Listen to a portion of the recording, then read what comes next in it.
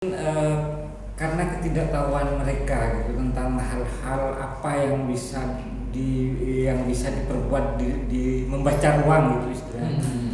Seperti saya membaca ruangan di sini gitu. Sebenarnya ruangan ini bisa kita buat di sini, film bisa gitu. Iya.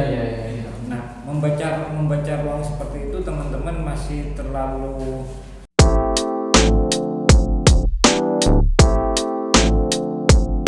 Assalamualaikum warahmatullahi wabarakatuh. Teman Radar Madura TV, kembali lagi bersama saya Franky Wirananda, tuan rumah Madura Top. Sore ini saya kedatangan tamu yang sangat luar biasa, istimewa, ganteng-ganteng, keren-keren, pakai baju yang juga keren sekali, sama dengan saya.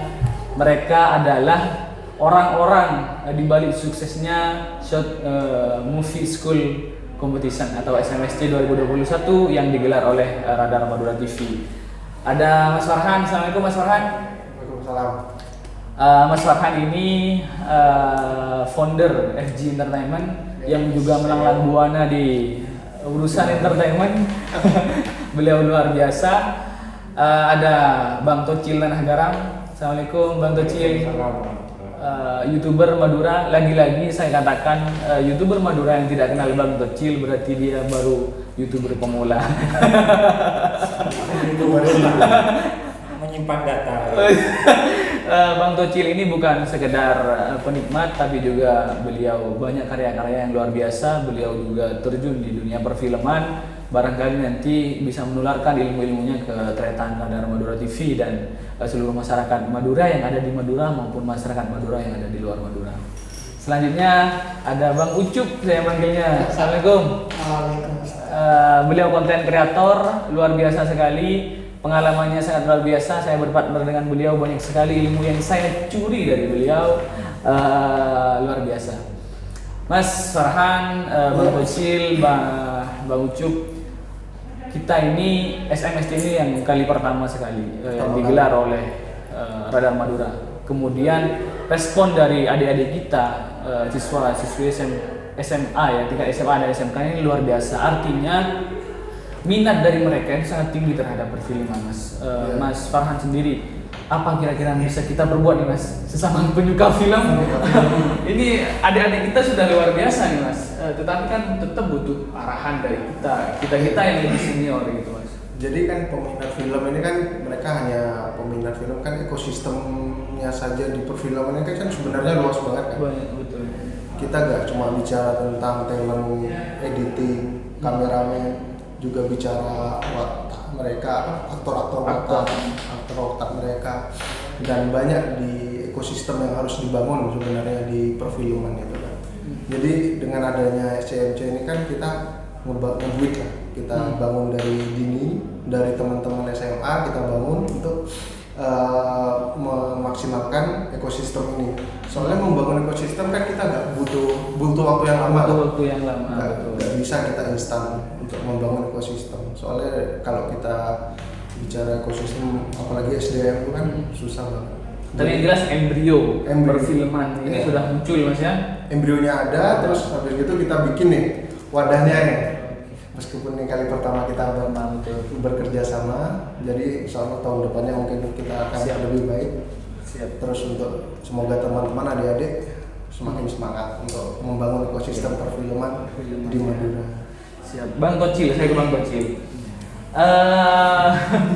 Bang Tocil tentu tahu kondisi teman-teman kita di Madura karena banyak sekali teman-temannya yang juga di dunia perfilman. Bang, kira-kira apa yang sebenarnya butuh ditingkatkan di kita? Kenapa kok karya-karya khususnya yang dari masyarakat Madura sendiri masih tidak sebanyak teman-teman kita yang ada di luar sana gitu, Bang? Padahal kalau dari materi barangkali kita tidak kekurangan materi, Bang. Kalau dari gagasan mungkin ide-ide yang seharusnya kita angkat tentang Madura itu banyak sebenarnya. Betul. Cuman kembali pada saya sempat bertanya pada sebagian kelompok orang gitu, pada sebagian kelompok orang bahwa membuat film itu sangat rumit katanya gitu. Kendalanya mungkin di situ. Cuman ketika teman-teman tahu proses kerjanya di film itu dari mulai muncul kegelisahan, terus riset, terus praproduksinya, terus produksi, pasca produksinya, ketika itu ditata dengan rapi, mungkin itu tidak akan seribet itu. Artinya buat film itu susah nggak bang? Tidak susah juga. Tidak susah ya? Kalau dulu memang susah. Oke. Tapi tahun 80-an itu Pamekasan sudah punya artis loh sebenarnya, yang tanpa orang ketahui. Ketahui ya. Tahun 80-an itu ada almarhum Bang Dud pada waktu itu artis film gitu. Cuman pada era itu kan alat untuk membuat film memang rumit. Nah sekarang kita kan sudah punya yang namanya Android gitu. Iya. Dengan HP pun itu sudah bisa. Buat film tidak rumit jika ada keinginan. Cukup keinginan saja bang. Iyalah. Oke siap. Kalau tidak ada keinginan tidak bisa lah. Bisa ya. Nggak, ada sebagian teman-teman kita yang merasa rumit ketika harus nyusun skrip misalkan, terus kemudian pengambilan gambar yang bagus gimana, terus kemudian editingnya gitu bang. Makanya kan ada yang namanya praproduksi kalau di film itu, karena proses pembuatan film itu yang lama itu praproduksinya biasanya loh. Praproduksi itu bisa sampai 3 bulan, 5 bulan, bahkan 2 tahun, 3 tahun. Praproduksi itu apa saja? Persiapan dari mulai munculnya gagasan, terus riset, cek lokasi, terus dari pembuatan skenario. Nah, mungkin kesulitan banyak di pembuatan skenario. Cuman ketika teman-teman sudah tahu secara struktural pembuatannya, mulai dari menentukan plotline-nya, terus premisnya, sinopsis sampai pada kerangka, itu sangat mudah sebenarnya. Mudah ya. Iya. Siap. Bang Ucup sendiri yang sudah juga melalang buana di dunia editing film, entah film pendek atau editing lainnya. Editing itu sebenarnya mudah nggak bang? Sebenarnya kalau editing mas, saya sempat belajar sama Mas Toti dan juga pernah kolaborasi ngerjain job juga. Oke. Sebenarnya editing itu bisa gampang bisa mudah. Bisa gampang bisa susah. Soalnya susahnya kenapa kalau kita nggak punya skripnya. Ini lagi-lagi kembali ke praproduksi kan, skrip masuk di praproduksi ya. Sempat karena saya pernah kolaborasi sama Mas Toti ini, ternyata kalau ada skripnya kita deadline editing 7 hari, 3 hari itu bisa. Karena karena kita sudah tinggal lihat skripnya di kanan nih. Kita ngeditnya tinggal lihat, oh ini posisinya ini, kameranya kamera 1, kamera 2, audionya audio ini. Udah jelas. Jadi tinggal input doang. Artinya kalau praproduksinya matang, maka selanjutnya akan mudah gitu ya. Jadi kenapa kok katanya Mas Tocil tadi itu praproduksi yang lama? Karena emang itu alur ceritanya ada di praproduksi. Jadi produksi take udah selesai, pasca produksi itu ngikutin alur dari cerita aja. Iya, ini kan sudah bermunculan sinias-sinias muda lah di Madura ya. Yang generasi muda, anak SMA sekarang sudah mulai menyentuh perfilman. Kalau Bang Ucup sendiri melihat mereka, apakah praproduksinya mereka matang atau bagaimana ini? Analisanya Sebenarnya kalau dari lihat ini kan film pendek ya, jadi sepertinya udah matang banget. Matang sebenarnya ya. Kita tidak usah melihat mereka pakai gear apa, mau kamera atau HP. Tapi yang kita lihat tuh kayak angle-nya seperti apa, komposisinya seperti apa, terus alur ceritanya itu seperti apa. Karena kalau dilihat dari hasil teman-teman kemarin tuh malah wah keren ya. Dengan HP pun mereka bisa ya? Bikin cerita yang sangat bagus gitu. Yang juara 1 katanya kan pakai HP. HP betul. Yang juara 1. Betul.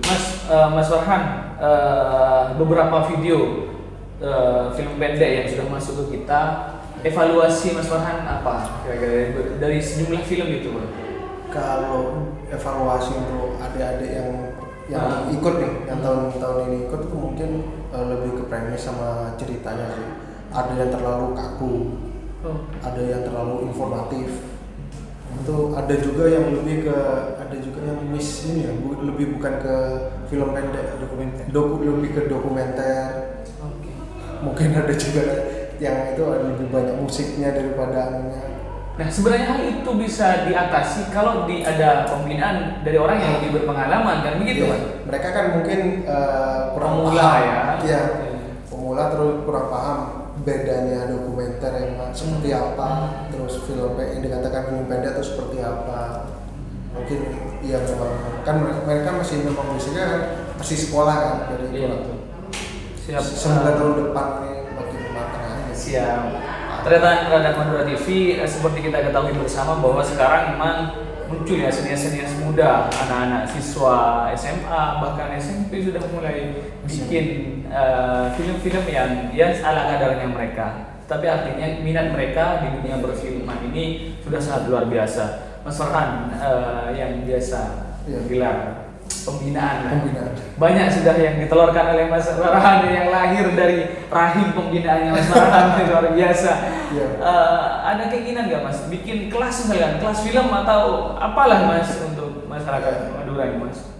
Kalau kelas pastinya seharusnya kita memang ada kayak sosialisasi lah, pembinaan untuk pengarahan sebelum event ini digelar. Untuk event ya, kita bicarakan untuk event dan untuk lebih ke profesional perfilman. Memang kan ini apa ya, inkubasi untuk ekosistem perfilman ini kan masih belum ada kan. Maksudnya meskipun ada tuh masih tertutup lah. Mereka kurang welcome atau kurang terbuka, publish yang mungkin kurang apa kan, jadi kan tidak tepat sasaran. Jadi mungkin nanti kedepannya kita bakalan terus-menerus genjot untuk pembinaan. Jadi biar ekosistemnya ini matang dari dini nih. Betul. Munculnya minat-minat yang luar biasa ini kan tentu kabar baik buat kita yang lebih senior, yang lebih tua dari teman-teman ya. Artinya akan ada regenerasi pecinta film. Bang Tocil sendiri, Bang, embrio sudah ada Bang, benih-benih sudah ada nih Bang. Apa yang mesti diperbuat? Kan tentu kita para pencinta film ini tidak bisa egois ya. Yang penting saya berkarya, tetapi kemudian tidak ada regenerasi. Apa yang kira-kira Bang Tocil ingin perbuat Bang? Kalau saya mungkin lebih cenderung pada membangun jaringan. Bangun jaringan ya. Membangun jaringan dengan teman-teman juga, dengan teman-teman di Jakarta. Oke. Jaringan-jaringan itu kan kita bentuk untuk memperluas bagaimana memberi rangsangan kepada daerah supaya ini loh eranya sekarang seperti ini. Nah, dan di luar negeri itu sebenarnya banyak festival-festival mulai dari kelas yang paling berat sampai kelas yang paling ringan itu ada. Itu resmi. Itu resmi gitu. Dan bisa diikuti oleh siapa saja? Siapa saja. Film apa? Film pendek Bang? Semua ada. Dokumenter, film pendek, animasi, film panjang, semua banyak. Nah, seperti Toronto Film Festival, terus Busan Film Festival. Artinya banyak kesempatan sekali sebenarnya ya. Nah, makanya saya sempat menawarkan pada adik-adik SMK di Pamekasan itu, terus SMA ketika katanya senang dengan membuat film. Kalau kamu pengen mau menuju industri, berangkatlah ke Jakarta. Kalau ingin mengembangkan minat dan kreativitas kamu di kesenian perfilman, berangkatlah ke Jogja. Seperti itu. Siap. Bang, ada beberapa film ya yang digarap oleh teman-teman kita di Jakarta yang scene-nya pengambilannya itu di Madura Bang. Seperti di Pamekasan, Lorcu apa segala macam kemarin itu. Bang itu melibatkan teman-teman di daerah nggak Bang? Secara kontrak tidak. Oke.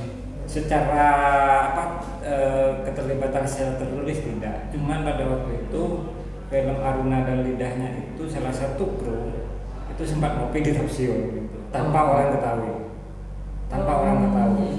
Terus yang kedua, anaknya dari Garino Groho sama menantunya sama timnya lagi itu pernah ke Pamekasan untuk riset ya. Tapi tanpa orang ketahui.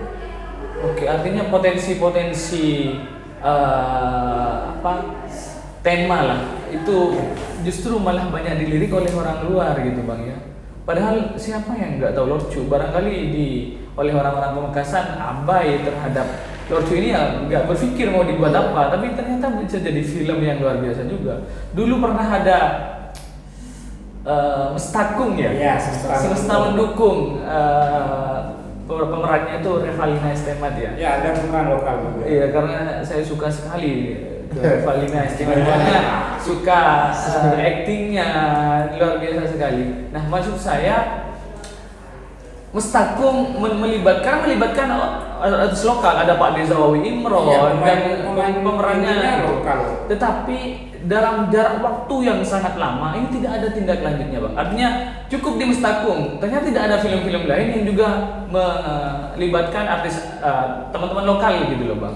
Itu kenapa kira-kira, Bang? Apakah memang kita dianggap kurang mampu dalam berakting atau sebenarnya tidak seperti itu. Di Jogja itu banyak kok anak-anak Madura yang sukses di sana. Oh, okay. Banyak sekali dari dunia perteaterannya, dari filmnya gitu. Cuman kan pada waktu itu memang kebutuhan industri harus seperti itu, sudah kontraknya cukup seperti itu. Atau teracuni dengan apa yang disampaikan Bang Tocil. Jadi mereka yang sudah bisa film akhirnya ke Jakarta, akhirnya ke Jogja, dan tidak garap film di Madura. Iya. Ini barangkali harus dikasih shock lah, Bang, shock terapi teman-teman agar kembali ke Madura gitu, Bang. Karena saya berpikir ternyata ada Madura ini mau dijadikan apa saja bisa.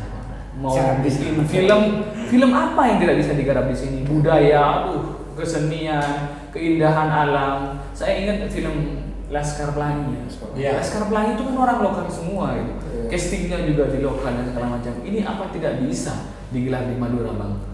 Kira-kira Bang Tocil ini kan yang lebih banyak. Sebenarnya sangat bisa, Mas. Cuman kan sekarang di Madura sendiri kan ada semacamnya lingkaran-lingkaran yang membatasi investor itu bisa masuk gitu. Karena kan ketika ngomong tentang produksi film panjang atau ini apa kebutuhannya industri atau festival gitu, kan ada perbedaannya. Oke, betul. Kalau industri berarti jualan gitu. Ini ada istilahnya untung rugi. Kalau festival ya sudah produksi dengan dana yang sekian itu bisa. Kalau industri tidak bisa. Dan investor yang mau masuk itu juga semacamnya ada ketakutan juga gitu. Cuman ya sangat bisa sebenarnya. Cuman belum menemukan orang yang mau gitu. Ya. Oke, siap. Bang Ucup dekat dengan anak-anak muda, dengan milenial ya yang ada di Madura, Pamekasan.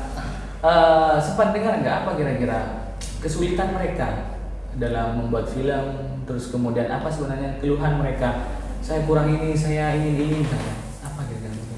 Sebenarnya permasalahannya sih ya apa sih? Simpel sih.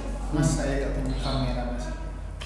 Saya gak punya laptop, Mas. Sebenarnya kalau kita mau belajar editing video, bikin video atau bikin film itu bisa-bisa aja. Tidak harus punya laptop sendiri dong, gitu karena kan? HP pun udah canggih-canggih. Betul. Editing pakai HP pun Bisa. Ada aplikasinya. Mas juga sering editing film pakai. Oh, ngedit film pakai HP, Bang? Iya. Kalau dulu kan tanpa buku kita nggak bisa ngapa-ngapain. Kalau sekarang tanpa internet kita nggak bisa ngapa-ngapain. Makanya adanya internet kita gunakan sebaik mungkin. Dengan adanya internet bisa ngapa-ngapain. Semuanya bisa dia. Iya. Karena setiap hari yang saya lakukan mencari inspirasi dari internet. Siap. Ternyata alek-alekku semuanya yang ada di Madura, ini ilmu dari Bang Ucup bahwa sebenarnya peralatan itu nomor kesekian. Artinya kalaupun tidak punya alat, bukan kita tidak bisa berkarya. Selama kita punya semangat, semuanya bisa dilakukan. Apalagi sekarang sudah canggih-canggih, Bang ya. Pakai HP sudah sangat bisa. Barangkali nanti Tretan, Radar Madura, adik-adik SMA bisa ke Bang Ucup belajar belajar editing gitu kira-kira. Mas Orhan, apa kira-kira kekurangan di kita ini, Mas? Kok kita sepertinya kurang produktif dalam perfilman? Kalau dibandingkan dengan daerah luar ya. di Indonesia, itu malah kita banyak kalah sama Indonesia Timur, apa tuh mereka meskipun dengan gear atau Betul. peralatan yang ini mereka kualitasnya gila-gila banget.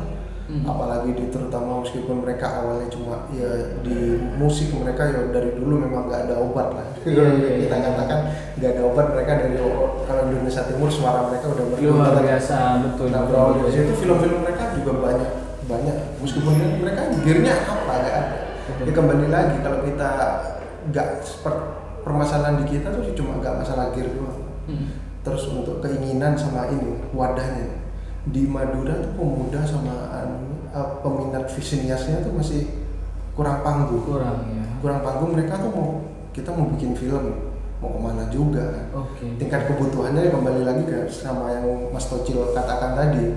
Ketika kita garap film ini mau dibawa kemana? Apa ini mau ke arah festival, apa ke komersil, apa kemana? Dan di hari-hari biasa jarang untuk menggarap film untuk festival ya. Pasti arahnya industri tentunya ya. Ya kan peminatnya memang beda segmen lah. Artinya pikiran pendeknya begini, ketika dianggap tidak menguntungkan ngapain kita susah-susah bikin film gitu ya. Nah itu kan segmentasinya berbeda. Ketika kita bicara ke festival, mereka nggak mikir untung. Mereka kan pure karya. Mereka lebih ke touch apa ke memang benar tergantung si penulisnya mau premisnya mau gimana.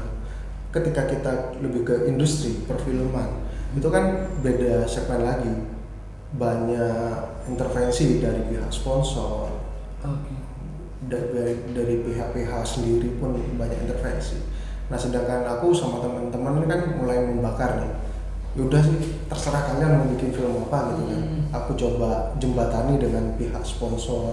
Kebetulan kemarin kan kita sudah dapat banyak sponsor, terus tinggal penayangannya aja yang ribet gara-gara pandemi sekarang kan. Siap. Nah sebenarnya kan kalau ketika kita membebaskan mereka dengan karya mereka, terus kita kasih udahlah garap aja sih. Masalah jembatani untuk ke sponsor dan penayangan nanti tinggal saya bantu. Artinya diberikan kebebasan berkarya tanpa intervensi kepentingan dari kelompok-kelompok tertentu ya. Pertama tuh kan agar mereka tuh merasa dihargai sebagai karya mereka. Bagaimanapun juga itu kan karya seni juga kan. Betul. Perkara ini ternyata film ini aja aku ke pihak sponsor pun nawarinnya gak cuma nawarin diriku aja. Kamu mau nggak jadi sponsor? Ya aku yang tanggung jawab gitu kan. Iya. Perkara buktinya kan mereka mau aja. Dan untuk masalah penayangan, masalah kan sekarang bukan masalah filmnya apa kan, bagaimana cara kita jualannya aja. Iya betul. Siap. Jadi untuk di dunia perfilman sebenarnya kan memang ada segmen-segmennya aja yang tergantung. Apalagi sekarang kita mau berkarya aja, jangan nunggu gearnya apa, sponsornya apa dan kalau kita nggak ada portofolio lah kita kan portofolio kita gimana cara mau mancing sponsor untuk dapat sponsor untuk film kita. Jadi gitu. Siap. Bang Tocil, para pecinta film di Madura ini sempat nggak kehabisan modal bang? Jadi kekurangan modal akhirnya tidak berkarya gitu bang? Kalau tidak berkarya karena modal, sebenarnya teman-teman itu saya melihatnya para pembuat film kayak di Sumenep gitu. Teman-teman Sumenep ini sekarang sudah bergerak dan secara kualitas saya menilai itu SMA sudah bisa disandingkan dengan karya-karya nasional. Luar biasa. Dari karya-karya teman-teman SMA 1 Sumenep itu sangat luar biasa. Secara ilmu, secara teknis sudah mumpuni gitu. Cuman kan kalau berbicara modal mungkin memang butuh gitu kan. Apa yang tidak butuh modal? Iya betul. Kita hidup aja kan butuh asupan kan gitu. Betul. Cuman kan itu nomor sekian gitu. Dan yang penting ada gagasan dulu. Ada kegelisahan gitu. Teman-teman sekarang gelisah apa nih gitu. Nah, keseringan teman-teman itu berpikir hal-hal yang sangat wah gitu. Padahal di sekitar teman-teman itu ada peristiwa yang sangat sederhana tapi bisa spektakuler gitu. Iya. Nah, itu teman-teman kan kadang-kadang terjebak pada hal-hal yang lagi viral. Betul bang. Nah, itu yang ngikut gitu, istilahnya latah gitu. Iya, isu-isu kejadian-kejadian di lingkungan kita, di sekitar kita kan banyak sekali yang bisa diangkat ya. Iya. Pernikahan dini misalkan, ya dianggap biasa saja. Terus kemudian ada film di Banyuwangi itu film santet, sering dulu ada film santet gitu. Padahal di Madura juga pernah sempat ada juga kejadian-kejadian yang sampai sekarang yang seperti itu gitu Bang. Bicara sosok kepahlawanan, Madura tidak kurang kan. Ada Trunojoyo dan segala macam gitu kan. Tetapi rupanya ini belum cukup, entah apa nih yang kayak gitu Bang.